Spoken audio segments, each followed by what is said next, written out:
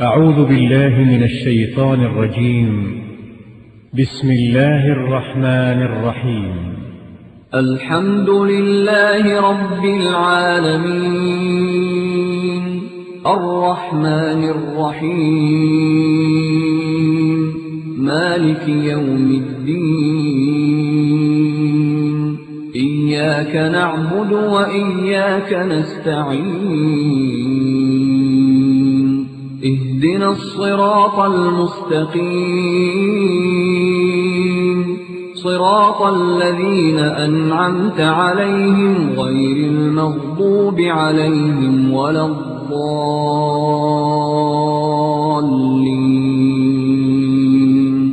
بسم الله الرحمن الرحيم ألف لام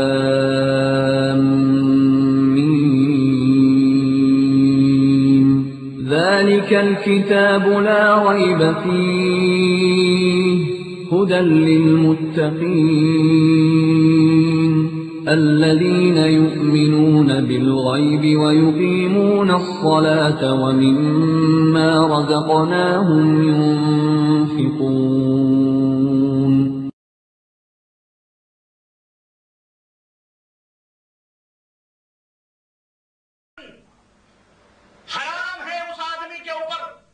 میری کسی بات کے اوپر فتویٰ دینا جو آدمی میرے باتوں کی دلیل کو نہ جانے حرام ہے.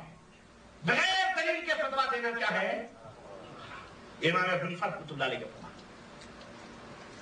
تقلید کی حرمت کا فتویٰ سب سے پہلے ائمہ رحمہم اللہ نے دیا اور امام ابو حنیفہ رحمۃ اللہ نے دیا. امام شافعی امام سارے ائمہ نے دیا ہے. سب سے پہلے انہوں نے دیا. اور آج جن کا نام لے کر امت کو بانٹا گیا ہے، بولو بانٹا گیا کہ نہیں بانٹا گیا؟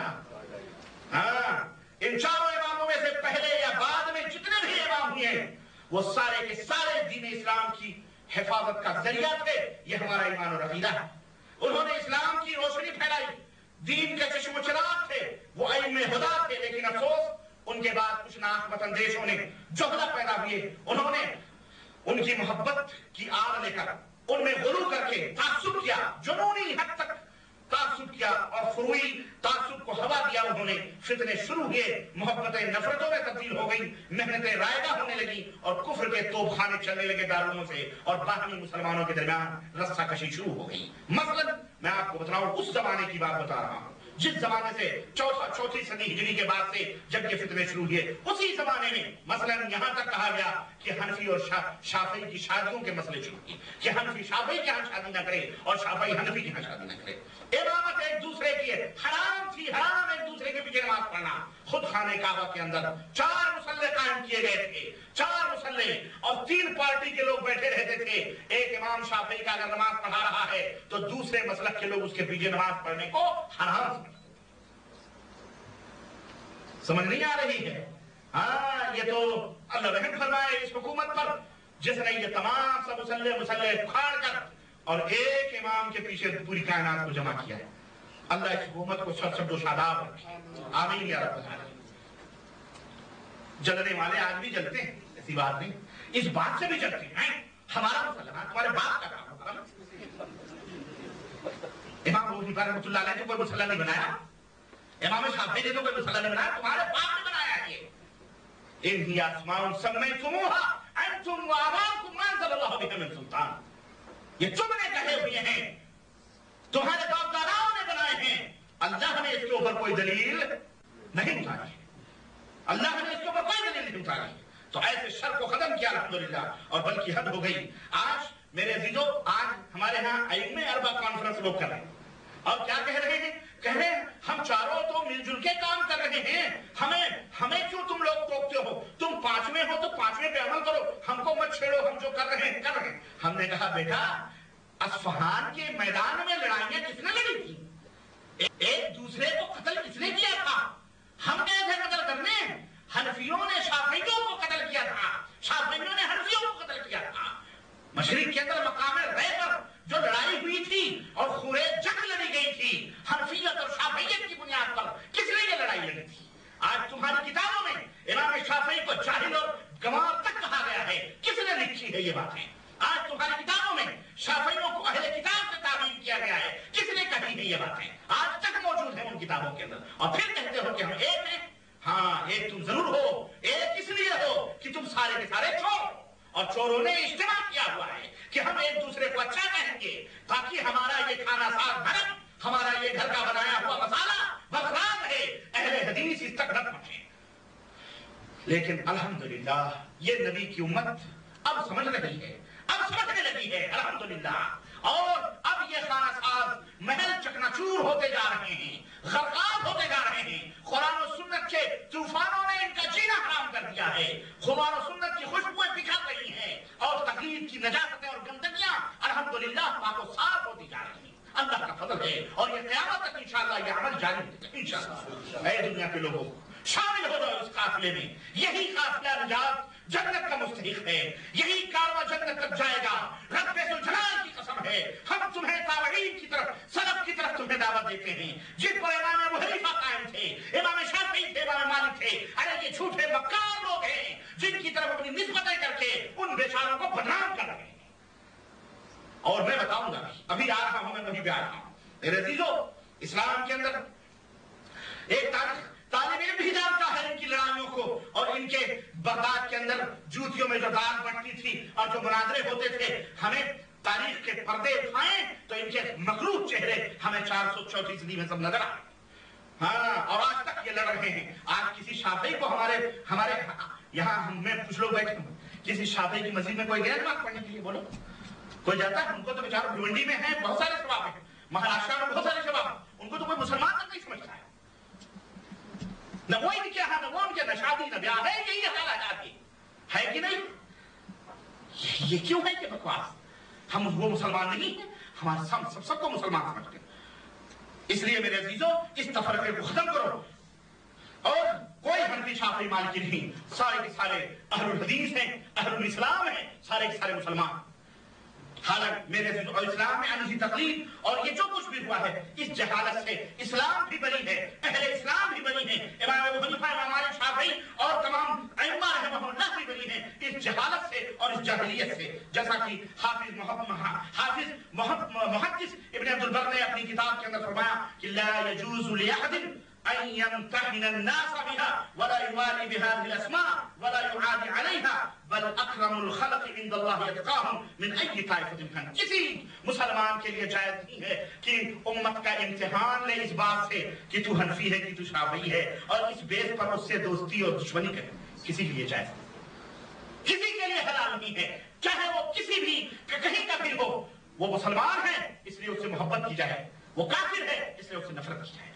लेकिन शाफी मालिकी की निस्बतों की बिना पर उम्मत को तकसीम करना, उनसे शादी ब्याह को हराम करना, उनकी मस्जिदों के अंदर न जाना, ये और उम्मत को इम्तिहान में डालना, ये हरगिज जायज नहीं है। मेरे अजीजों, जितने भी फिरके बने, अकीदे को लेकर बने, सियासी तौर पर बने या फरूई और मसलकी, सब के सब ये अहलुस सुन्नह वल जमाअत के सामने शिकस्त और रोस रेत से पहले भी दो चार होते रहे, और आज भी अहलुल हदीस अहलुस सुन्नह के सामने ये बेचारे शिकस्त और रेत की मंजिलें तय कर रहे हैं। क्यों? इसलिए कि अहलुल हदीस अहलुस सुन्नह मुसलमानों की ऐसी मजबूत जमात पहले भी थी और आज भी है, जो एक लम्हे के लिए भी नबवी मिनहाज और तरीके से जुदा होने के लिए तैयार नहीं है, ना तो सूरतन, न इस्मन, न कौलन, न फेलन, किसी भी हिसाब से वो तैयार होने के लिए नहीं है। चुनांचे अहले हदीस में कोई भी एक शख्स शुरू से लेकर आज तक ऐसा नहीं मिलेगा जिसने अपनी निस्बत नबी करीम सल्लल्लाहु अलैहि वसल्लम और उनके नक्शे कदम पर चलने वाले सहाबा को छोड़कर किसी और की तरफ की हो,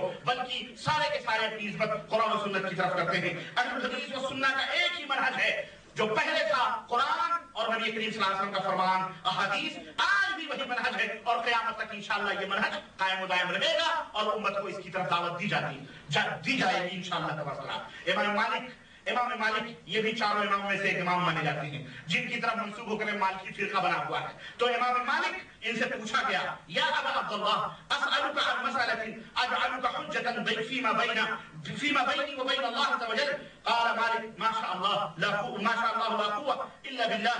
सर किसी ने कहा, ए अबू अब्दुल्लाह, मैं अल्लाह और अपने दरमियान हुज्जत बना करके मैं तुम्हें कसम दे रहा हूँ, ये बतलाओ, ये मैं तुमसे एक सवाल करना चाहता हूँ।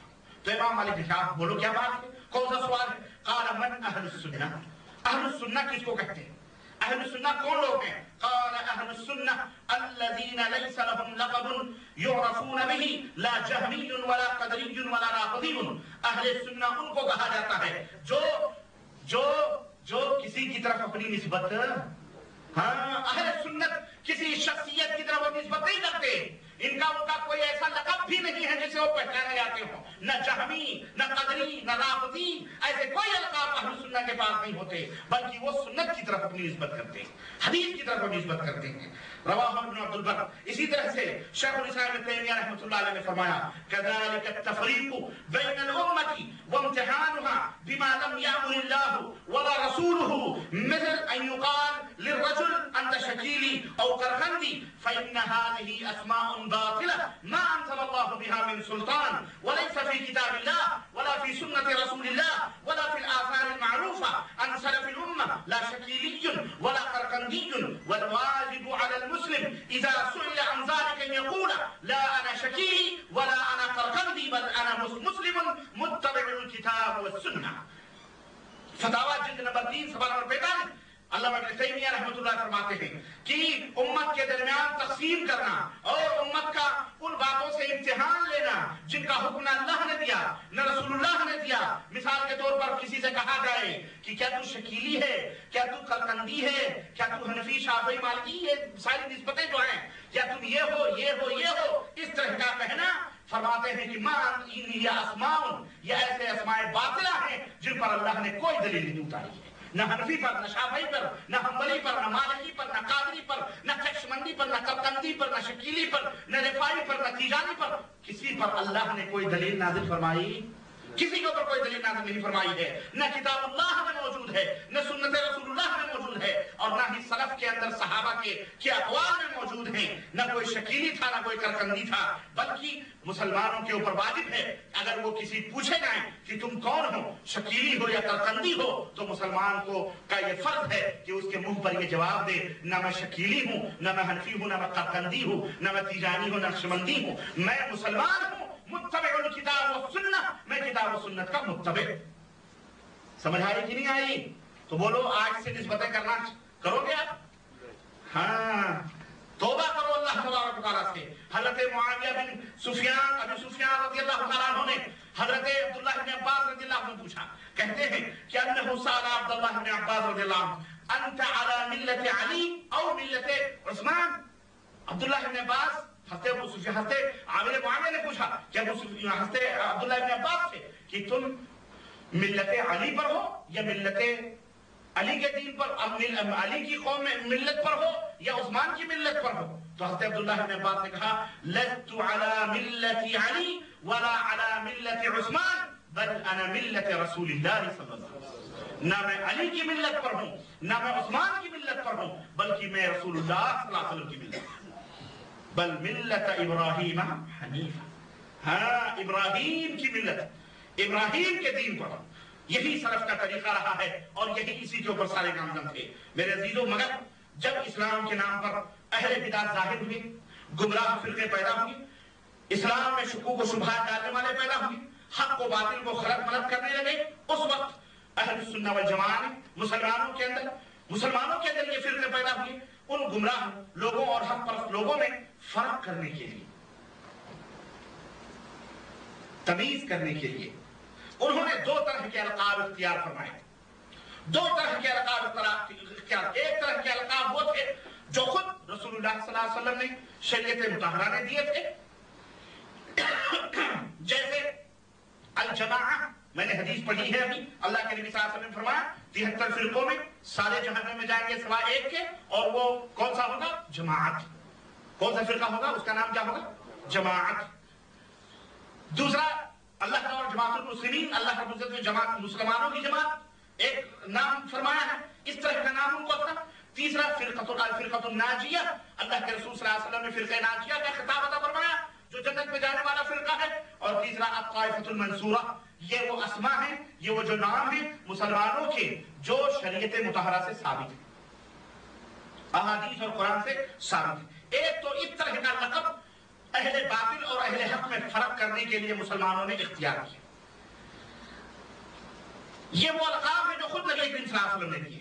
نمبر دو، دوسری طرح کے القاب وہ تھے جو سنت ہی کے ہم معنی تھے، جو وہی مفہوم ظاہر کرتے تھے جو حدیث اور قرآن سے ثابت ہیں۔ اس طرح کے القاب بدعتیوں کے مقابلے